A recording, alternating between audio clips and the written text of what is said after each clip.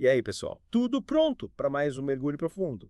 Hoje, a gente vai desvendar os mistérios do vinho na Grécia Antiga. Opa, adoro vinho. E mistérios também. Vamos nessa. A gente se preparou para valer, viu? Fomos atrás de textos históricos, mitológicos, até filosóficos, tudo para entender como o vinho era importante na cultura grega. É porque, pelo que eu já sei, o vinho pra eles não era só uma bebida qualquer, né? Tinha toda uma aura de, sei lá, de ritual, de conexão com os deuses. É isso aí. E a gente vai desvendar tudo isso juntos e entender como o vinho influenciou a vida social, a religião, as artes, tudo na Grécia Antiga. Que legal. Mas por onde a gente começa? Bom, já que estamos falando de Grécia, acho que não tem como escapar da mitologia, né? Verdade. E por falar em mitologia, preparem-se para conhecer Dionísio, o deus do vinho, da festa, da fertilidade. Ah, Dionísio. Esse era a figura carimbada em qualquer rolê. Ah, com certeza. E reza a lenda que foi ele quem descobriu o vinho, um presente dos deuses para a humanidade, acredita. Olha só, já começamos com uma história daquelas. Mas essa ligação com o divino já mostra como o vinho era importante para eles, né? Não era só uma bebida qualquer, era algo sagrado. Total. Presente em tudo. Celebrações, festivais, rituais. Tipo aqueles rituais que a gente vê em filme, com muita gente dançando, bebendo, vinho em taças douradas. É tipo isso. Tinha as dionisíacas e as antestérias, festivais em homenagem a Dionísio, com muita música, dança e, claro, vinho para todo lado. E aí a galera soltava, né? Digamos que o clima era bastante animação, mas é importante lembrar que Dionísio também representava a dualidade do vinho. Dualidade. Isso, ele era dos zeus da festa, da alegria, da libertação, mas também do excesso, do descontrole, até da loucura. Entendi. Tipo, É. o vinho podia ser tanto a cura quanto o veneno. Exatamente. E essa dualidade, essa linha tênue entre o prazer e o excesso, a gente vê até hoje, né? Por isso, a moderação sempre foi e continua sendo fundamental. Falando em apreciar, a gente sabe que os gregos eram especialistas em espalhar sua cultura por aí, né? E com o vinho não foi diferente. É verdade. Eles eram exímios navegadores e comerciantes. E por onde passavam, levavam a cultura do vinho junto com suas mercadorias. Então a gente pode dizer que o vinho que a gente toma hoje em dia, em vários lugares do mundo, tem um dedinho grego. Com certeza. E o mais legal é que eles adaptavam as técnicas de cultivo ao local, ao clima, ao solo. Eles já entendiam a importância do que a gente chama hoje de terroir, mesmo sem usar essa palavra. Interessante. Então me conta, como eles cultivavam as uvas? Quais eram as técnicas? Olha, eles dominavam várias técnicas, desde a escolha do local ideal para o plantio até métodos específicos de poda e colheita. Eles se preocupavam com cada detalhe. Peraí, métodos específicos de poda. Tinha um manual de como podar a parreira na Grécia Antiga. É quase isso. Eles sabiam que a poda era fundamental para controlar o crescimento da videira, garantir uvas mais saborosas, mais saudáveis, tudo para ter um vinho de qualidade no final. E a colheita. Imagino que não tinha aquelas máquinas super modernas que a gente vê hoje em dia, né? Que nada. Era tudo manual, feito com cuidado para selecionar só as uvas maduras no ponto certo para a produção do vinho. Era um trabalho que exigia muita atenção, era quase uma arte. Falando em arte, a gente não pode esquecer da diversidade de uvas que eles cultivavam, né? Tinham para todos os gostos. É verdade. Eles tinham uma variedade impressionante de uvas tintas e brancas, cada uma com suas características. E isso resultava em vinhos com aromas, sabores e estilos diferentes. Aposto que já rolava um festival de vinho na Grécia Antiga, hein? Com certeza. Imagine só. Degustando um vinho tinto encorpado da uva Jorgitico ou se refrescando com um branco mineral da uva Cetico lá da ilha de Santorini. Deu até água na boca. Mas me fala, como era o processo de produção do vinho naquela época? Eles usavam alguma tecnologia? Eles tinham seus métodos, claro, mas era tudo bem diferente do que a gente vê hoje. A primeira etapa era a prensagem, que podia ser feita com os pés em lagares de pedra ou com prensas mais elaboradas de madeira. Com os pés, tipo, pisando nas uvas. Isso mesmo. Era um método tradicional que ainda é usado em alguns lugares do mundo. Que legal! E depois da prensagem, o que acontecia? Aí o mosto, que é o suco da uva, ia para grandes vasos de barro chamados pitoi, onde acontecia a fermentação. Pitoi.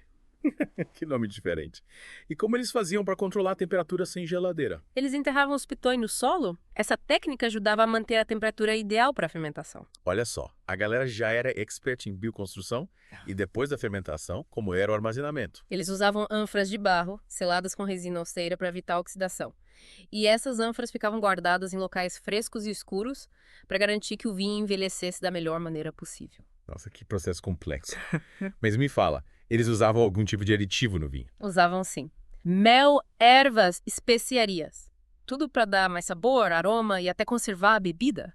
A resina de pinheiro é um aditivo comum que dava um toque especial. Então o vinho grego devia ter um sabor peculiar, né? meio resinoso. Com certeza. É. Pena que não sobrou nenhuma garrafa daquela época pra gente experimentar. Mas, quem sabe um dia a gente inventa uma máquina do tempo. Seria incrível. E a gente podia ver de perto como o vinho é integrado na cultura deles.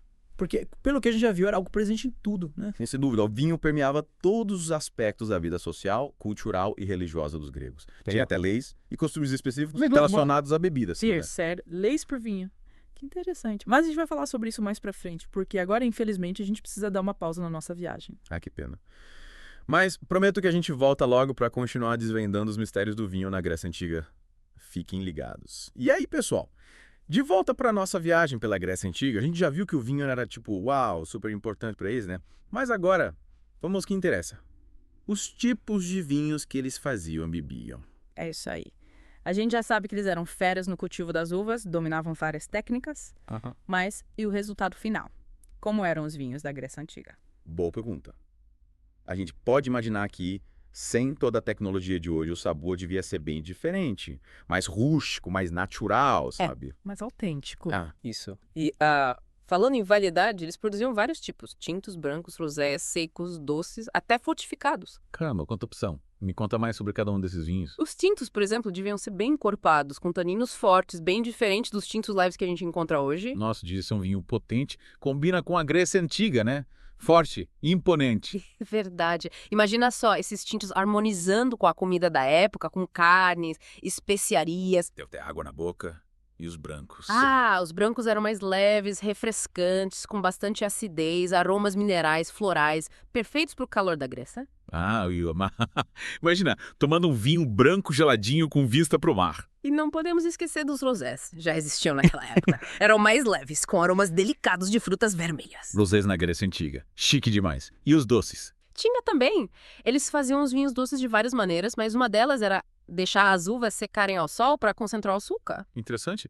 E como eles apreciavam esses vinhos doces? Era luxo puro. Só em ocasiões especiais, como banquetes, festivais religiosos. E esse é incrível. Mas e aqueles vinhos mais fortes, tipo? Os fortificados. Eles também sabiam fazer. Adicionavam aguardente durante a produção para aumentar o teor alcoólico e a complexidade. Que sofisticação! E como eles bebiam esses vinhos? Eram vinhos para degustar com calma, sabe? Para apreciar a intensidade, a complexidade. De viagem. Sim. Incrível pensar em como o vinho era parte da cultura deles, né? Em tudo. Totalmente, em casamentos, nascimentos, funerais. Sempre tinha vinho. E na religião? Qual era o papel do vinho? Era considerado uma oferenda sagrada, usavam em rituais, cerimônias, ofereciam aos deuses. Uau! Era como um elo entre o mundo terreno e divino, né?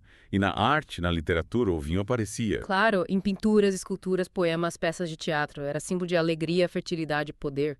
E essa criatividade deles se manifestava na produção também. Com certeza. Eles desenvolveram técnicas inovadoras para a época.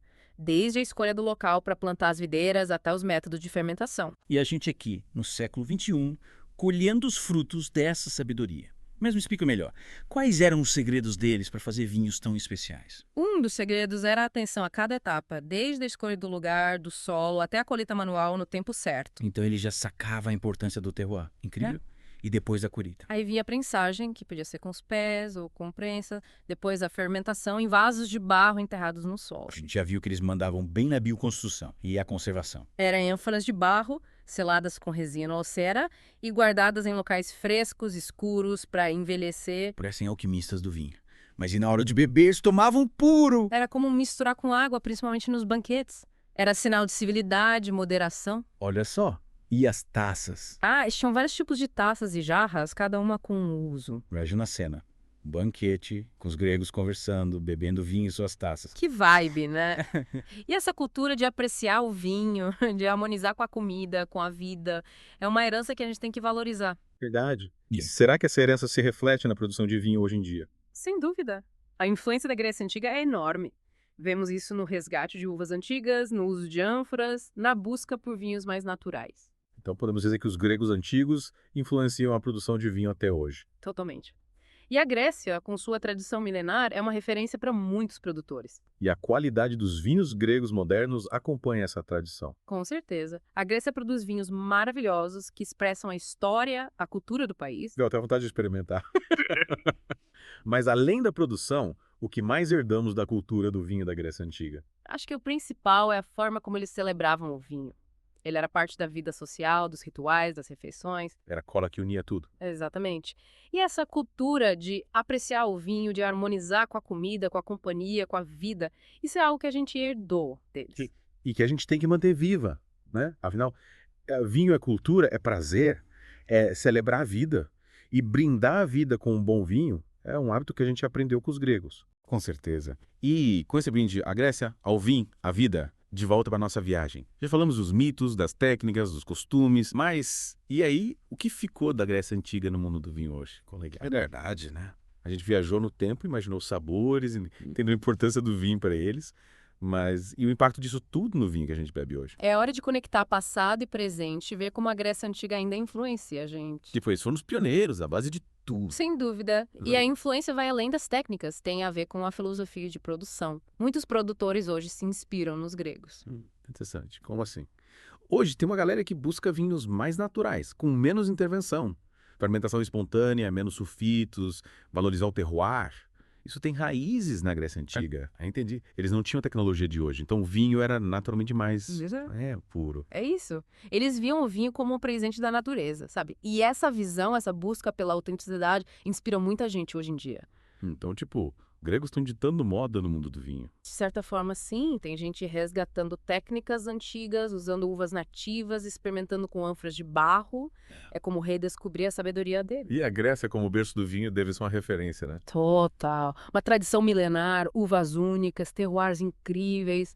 Um país que respira vinho. E os vinhos gregos de hoje são bons. Incríveis. Expressam a história e a cultura do país. É como viajar no tempo. Deu até vontade de provar. Mas, além da produção, o mais a gente herdou deles. Acho que o mais importante é como eles celebravam o vinho. Era parte da vida social, dos rituais, das refeições. O vinho é o centro de tudo. Exatamente. Apreciar o vinho, harmonizar com a comida, com a companhia, com a vida. Isso a gente aprendeu com eles. E a gente tem que continuar com essa tradição, né? Vinho é a cultura, é prazer, é celebrar a vida. E brindar a vida com um bom vinho é algo que a gente aprendeu com os gregos. Com certeza. Um brinde à Grécia, ao vinho, à vida. E com esse brinde a gente encerra nosso mergulho na Grécia Antiga. Espero que tenham gostado da viagem. E que continuem explorando o mundo do vinho, com seus sabores, aromas e histórias. Saúde!